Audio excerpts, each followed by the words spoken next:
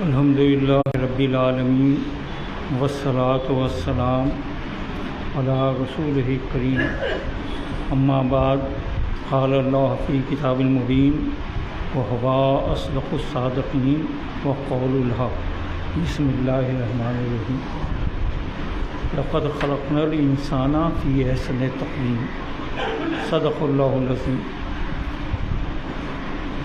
برادران گرامی، اللہ تبارک تعالیٰ کا ارشاد ہے کہ ہم نے انسانوں کو بہترین تقویم پر پیدا کیا، یعنی وہ عظمت انسانی کا اعلان کر رہا ہے، دیکھو ہم نے انسان کو کیسا بنایا۔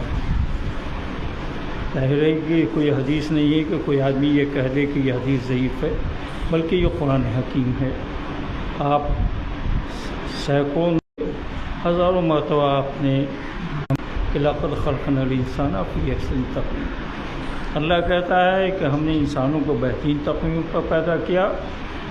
یہی وجہ ہے کہ اللہ نے اتنی ساری مخلوقات بنائی، لیکن اشرف المخلوقات حضرت انسان ہی کو کہا۔ یعنی کتنی طرح آپ دیکھیں کہ جانوروں میں دیکھیں کتنے طرح کے جانور ہیں، کیڑے مکوڑوں میں دیکھیں کتنے طرح کے کیڑے مکوڑے ہیں۔ اب سمندر میں کو جھانک کے دیکھیں تو کتنی طرح کی مچھلیاں ہیں، درختوں کو دیکھیں تو کتنے طرح کے انسانوں کو بنایا تھا۔ اس کی ہدایت کے لیے اس نے انبیاء کا ایک طویل سلسلہ بھیجا، جناب آدم سے لے کے پیغمبر اسلام تک آپ دیکھ لیجیے، کم و بیش 1,24,000 انبیاء مرسلین دنیا میں آئے، تاکہ انسانوں کو جس مقصد کے لیے ہم بھیجا ہے اور جس کو ہم نے محترم بنایا ہے، جس کو ہم نے معظم بنایا ہے، وہ اس کی قدر و قیمت سمجھے۔ ایسا نہیں کہ وہ درختوں کے سامنے جھک جائے، ایسا نہیں کہ وہ پہاڑوں کی پوجا کرنے لگے، ایسا نہیں کہ وہ جانوروں کو اپنا معبود سمجھے، ایسا نہیں کہ وہ اپنے ہاتھ کے بنائے ہوئے خداؤں کی پوجا کرنے لگے، بلکہ اسے یہ بتا دیا جائے بس اللہ ایک ہے، وہ وحدہ ولا شریک لہ ہے، اس کے علاوہ کوئی اللہ نہیں ہے، کوئی عبادت کے لائق نہیں ہے۔ اس کے لیے اللہ نے تقریباً 1,24,000 انبیاء مرسلین کو دنیا میں بھیجا۔ حضرت آدم سے لے کے پیغمبر اسلام تک کا جو سلسلہ ہے، تو آپ دیکھیں گے کہ ہر نبی بس دو ہی بات کی تبلیغ کرتا رہا، ایک اللہ کا عرفان بندوں کو ہو جائے، اور دوسرا یہ کہ اللہ کا ایک بندہ اللہ کے دوسرے بندے سے محبت کرنے لگے۔ پوری تاریخ اٹھا کے دیکھ لیجئے، بس یہی دو مقصد تھا۔ اسی لیے اللہ نے جس نبی کے آپ کو امت بنایا، اس کو رحمت للعالمین بنا کے بھیج دیا، رحمت للمسلمین نہیں بنایا، رحمت للعالمین سارے عالم کے لیے رحمت بنا کے بھیج دیا، تاکہ سارے عالم کو وہ راہ راست پر لائے اور سارے عالم پر ان کی رحمت ہے۔ پیغمبر اسلام نے اپنی پوری زندگی اسی کی تبلیغ کی۔ آپ تاریخ کا مطالعہ کریں، لیکن ہمارے یہاں سب سے بڑی پریشانی یہ ہے کہ ہم جب اسلام کا مطالعہ شروع کرتے ہیں تو بعثت نبی سے لے کے غدیر تک نہیں مطالعہ کرتے ہیں، بلکہ ہم جو مطالعہ کرتے ہیں وہ اپنی زندگی سے پیغمبر اسلام تک کا مطالعہ کرتے ہیں۔ لہذا اسلام جو ہے وہ بعثت نبی کے بعد غدیر میں آ کے وہ اسلام مکمل ہو جاتا ہے۔ آپ کو یاد ہوگا، آپ نے پڑھا ہوگا کہ غدیر کے میدان میں آیت آ گئی تھی، آخری وہی جو آئی ہے، الیوم اکملت لکم دینکم، آج دین مکمل ہو گیا۔ ظاہر ہے کہ بس اسی کے درمیان اگر آپ دیکھیں گے تو آپ دیکھیں گے کہ صاحب اسلام ہی ہے، اور اس اسلام کو اللہ نے 40 سال تک اپنے کردار سے ثابت کیا، اور 23 سال اعلان نبوت کے بعد جو وحی کے ذریعے وہی فرمان سناتے رہے۔ لیکن ہمارا وہ آپ کا یہ مسئلہ یہ ہے کہ ہم بعثت نبی کے بعد والا اسلام نہیں دیکھتے ہیں، ہم اپنے زمانے والا اسلام دیکھتے ہیں، ہم اپنے دور والا اسلام دیکھتے ہیں، ہم اپنے عہد والا اسلام دیکھتے ہیں۔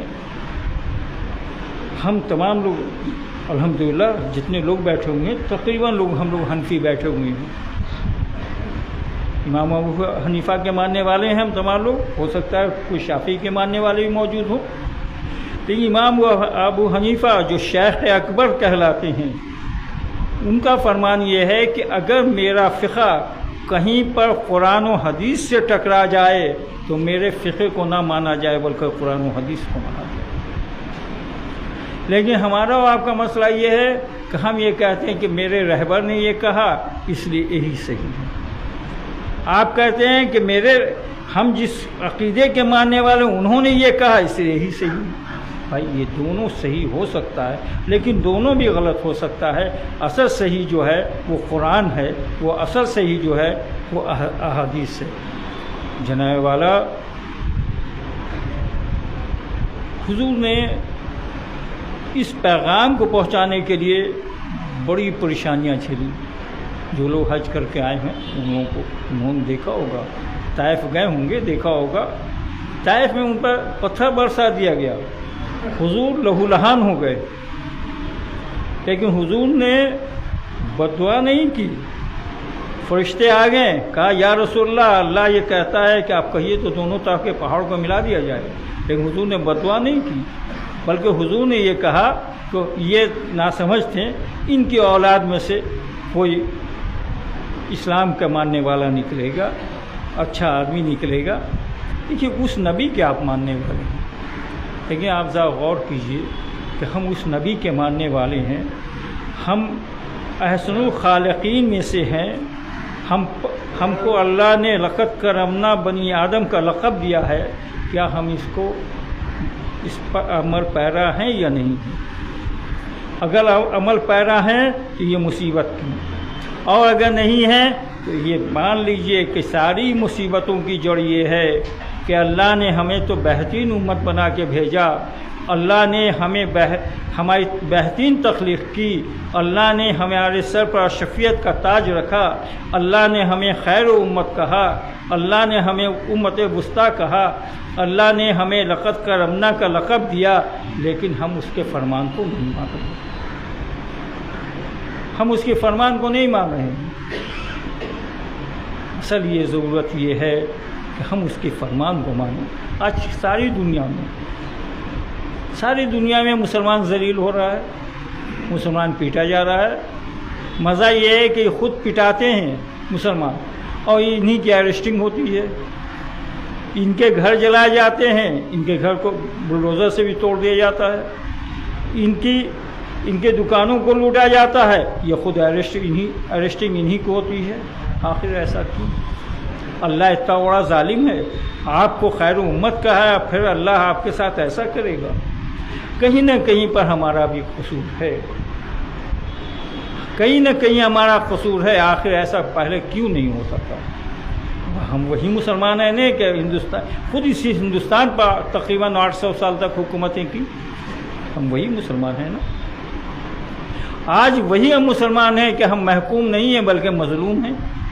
ہم ستائے جاتے ہیں، اور ستائے جانے کے بعد جو لوگ سوشل میڈیا دیکھتے رہتے ہوں گے ان پر اس کا اثر نہیں ہوتا ہے. آج وہ عقیدے اور مسلک کے نام پر مناظرہ کر رہے ہیں. مزہ یہ ہے کہ وہ مناظرہ کرنے کا چیلنج دے رہے ہیں کہ ہم جو کہہ رہے ہیں ہمارا عقیدہ ہی صحیح ہے. بھائی قرآن صحیح ہے، قرآن. اور اگر سامنے والے کا عقیدہ صحیح نہیں بھی ہے تو ہم حساب لینے والے کون ہیں؟ اللہ حساب اللہ لے گا، ہم نہیں لے سکتے ہیں. ہم جو عقیدے کے ماننے والے ہیں ہم اپنے عقیدے پر رہیں. آج کا سب سے بڑا المیہ یہی ہے کہ ہم دوسرے کو نہلا کے پاک ہونا چاہتے ہیں، خود نہانا نہیں چاہتے ہیں. دوسرے کو نمازی دیکھنا چاہتے ہیں، خود نماز نہیں پڑھتے ہیں. دوسروں کو ہم تعلیم دیتے ہیں، خود اس تعلیم پر عمل نہیں کرتے ہیں.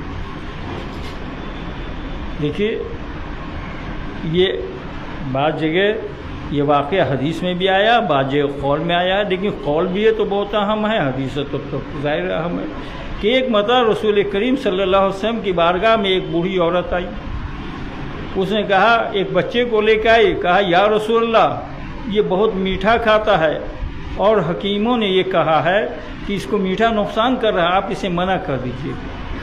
حضور صلی اللہ علیہ وسلم نے کہا کہ اے بڑی بھی یہ 7 دن کے بعد اسے لے کے آنا۔ چلی گئی، بوڑھی عورت تھی، دور سے آئی تھی، چلی گئی۔ 7 دن کے بعد پھر اس بچے کو لے کے آئی۔ پیغمبر اسلام صلی اللہ علیہ وسلم نے اس بچے کے سر پر ہاتھ رکھا اور کہا کہ بیٹے میٹھا نہیں کھاؤ گے، آج سے تم میٹھا چھوڑ دو۔ ظاہر وہ بوڑھی عورت بہت دور سے آ رہی تھی، ایسے ہی بڑھاپے میں آدمی پنکاہا ہو جاتا ہے، بہت دور سے آئی تھی۔ اس نے کہا یا رسول اللہ، آپ کو اتنی ہی سی بات کہنی تھی تو اسی دن کیوں نہیں کہہ دیا؟ میں اتنی دور سے آج پھر آئی۔ کہا کہ بوڑھی بھی، میں نے اس دن اس لیے نہیں کہا کہ میں خود میٹھا کھاتا تھا، میں نے 7 دن میٹھا کھانا چھوڑ دیا تب اس بچے کو کہا۔ دیکھیے یہ اسلام، لیکن ہم ساری برائی خود کر لیتے ہیں اور دوسرے کو نصیحت کرنے لگتے ہیں، اسی لیے کوئی اثر نہیں ہوتا۔ آج اتنی تقریریں ہوتی ہیں، آج اتنی کتابیں ہیں، آج اتنے آڈیو اور ویڈیو کیسٹ ہیں، لیکن اس کا کوئی اثر نہیں کسی کو ہوتا ہے۔ اس لیے بار بار ہم ایک ہی جملہ کہتے ہیں کہ ہمارے یہاں رول ماڈل کی کمی ہے، ہمارے یہاں کوئی ایسا نہیں ملتا ہے جس کو دکھلا کے یہ کہا جائے یہ مکمل مسلمان ہے۔ ہمارے یہاں ایسے لوگوں کی بہت کمی ہے۔ ہم کہنے کو تو ہندوستان میں ہندوستانی آنکڑے کے مطابق 20 کروڑ سے بھی زیادہ ہیں، لیکن ہم پوری ہندوستان میں ہمیں ایسے لوگ نہیں ملتے ہیں جن کو دکھلا کے یہ کہا جائے کہ مکمل اسلام کا ماننے والا یہی شخص ہے۔ ضرورت اس بات کی ہے کہ ہم وہ کردار پیش کریں کہ ہم کو دور سے دیکھ کے لوگ یہ کہیں کہ یہ مسلمان ہے، یہ محمد صلی اللہ علیہ وسلم کا امتی ہے۔ آج کیا مسئلہ ہے؟ آپ دیکھیے گا، آج سے کچھ دنوں پہلے تک آپ یہ دیکھیے گا کہ حضور کی بات تو بہت دور کی بات ہے، محرم کا مہینہ آتا تھا کہ ہندو مؤدب ہو جاتے تھے، اکھاڑوں کا احترام کرتے تھے، سپہ اور تعزیہ کا احترام کرتے تھے، بلکہ بعض ہندو تو ایسے تھے جو خود بھی عزاداری کرتے تھے۔ لیکن کیا بات ہوئی کہ آج وہی ہندو ہیں اور وہ عزاداری تو دور کی بات، امام حسین تو دور کی بات، امام حسین کے نانا پیغمبر اسلام صلی اللہ علیہ وسلم کے خلاف بول رہے ہیں۔ بات وہیں پر آتی ہے کہ درخت اپنے پھل سے پہچانا جاتا ہے، اگر پھل کسیلا اور کڑوا ہوگا تو درخت بھی خراب ہوگا، اگر پھل اچھا ہوگا تو لوگ کہتے ہیں یہ درخت بہت اچھا ہے۔ تو ہم اور آپ نے وہ کردار پیش کیا کہ بات نیچے تک نہیں رہی، اب بات اوپر تک جا رہی ہے۔ جناب والا، ضرورت اس بات کی ہے کہ ہم اور آپ حضور صلی اللہ علیہ وسلم کے بتائے ہوئے راستے پر چلیں اور قرآنی تعلیمات پہ عمل کریں، تاکہ دیکھنے والا یہ کہے کہ یہ مسلمان ہے۔ اور آپ جانتے ہیں کہ جب اس طرح کا مسلمان تھا تو اس نے پوری معلومہ دنیا پر حکومت کی مسلمانوں نے، جب اس طرح کا مسلمان تھا۔ اور جب آہستہ آہستہ مسلمانوں نے پیغمبر اسلام صلی اللہ علیہ وسلم کے بتائے ہوئے راستے کو چھوڑا، قرآنی تعلیمات کو چھوڑا، تو مسلمان ٹکڑے ٹکڑے میں بٹ گیا۔ اور کس نام پر بٹا؟ اسی عقیدے کے نام پر بٹا، اسی مسلک کی بنیاد پر بٹا، اور کہیں پر ذات اور برادری اور کہیں پر وطنیت کی بنیاد پر بٹ گیا۔ اور آج اتنے مسلمان ہیں، 58 ممالک مسلمانوں کی ہے، لیکن آج مسلمانوں کا کوئی ویلیو نہیں۔ تیل جیسی دولت ان کے پاس ہے، ان کے پاس ان کی زمین سونا اگل رہی ہے، لیکن کہیں پر کوئی وقار نہیں ہے۔ لیکن جب ان کے پاس، مسلمانوں کے پاس کچھ نہیں تھا، ان کے پاس ٹوٹی ہوئی تلواریں تھیں، جب ان کے پاس جنگی سامان نہیں تھے، تب یہ فاتح ہوتے تھے۔ اس کی وجہ یہ تھی کہ ان کے پاس جنگی سامان نہیں تھا، ان کے پاس دولت نہیں تھی، ان کی زمین سونا اگل رہی تھی، لیکن ان کے پاس کردار بہت اعلیٰ تھا۔ لیکن آج کردار ہی کی سب سے بڑی کمی ہو گئی۔ جناب والا، ہمیں اور آپ کو چاہیے کہ ہم اور آپ ایک ایسا سماج اور ایک ایسا معاشرہ بنائیں جو سماج اور معاشرہ کو یہ دور سے دیکھ کے لوگ یہ کہیں یہ اسلام کا ماننے والا ہے، اور اس کے لیے بس 3 ہی کام کرنا ہے اور کچھ بھی نہیں۔ نہ دولت کی اس کے لیے ضرورت ہے، نہ اس کے لیے شہرت کی ضرورت ہے، نہ کسی بڑے پوسٹ کی ضرورت ہے، نہ کسی حکومت کی ضرورت ہے، بلکہ ہم اور آپ صرف حضور صلی اللہ علیہ وسلم کی سنتوں کو اپنا لیں، قرآنی تعلیمات کو اپنا لیں اور آپس میں متحد ہو جائیں، تاکہ ایک سماج اور ایک ایسا معاشرہ بنے کہ دور سے لوگ یہ دیکھ کے کہیں کہ یہ مسلمان ہیں۔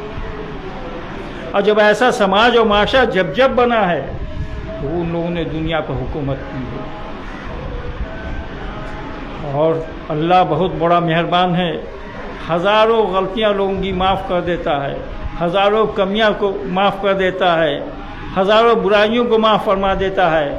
ابھی بہت وقت نہیں گیا ہے، ابھی توبہ کر کے انسان اگر اللہ کی طرف رجوع ہو جائے اور قرآنی تعلیمات پر عمل کرنے لگے، حضور کے نقش قدم پر چلنے لگے، حضور کی بتائی ہوئی باتوں پر چلنے لگے اور آپس میں متحد ہو جائے، تو یہ دنیا بھی اس کی ہو جائے گی، وہ دنیا بھی ہو جائے گی، یہ دنیا بھی سمجھ جائے گی، وہ دنیا بھی سمجھ جائے گی۔ اللہ تبارک تعالی ہمیں اور آپ کو ان باتوں پر عمل کرنے کی توفیق